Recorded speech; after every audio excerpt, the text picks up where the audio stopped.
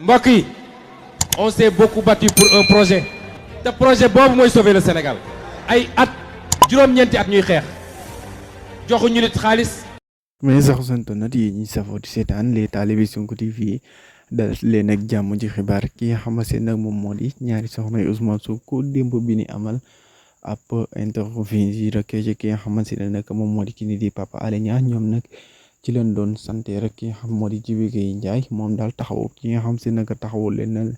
ñu koy wax sax tontu Djiby Gueye Ndiaye moom nag Djiby Ndiaye mu taxaw leen taxaw koo xam si nag ci barricade bi doon la jëndal li nga xam ne ay këriñ ak yëpp rek loo xam si ne lépp soxla nañ ko moom mii di Djiby Ndiaye daal moo leen daan ko jëndalil ndax lan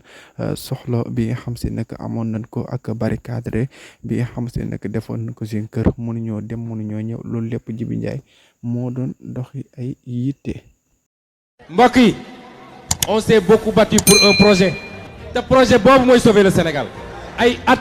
juróom-ñeenti at ñuy xeex joxuñu nit xaalis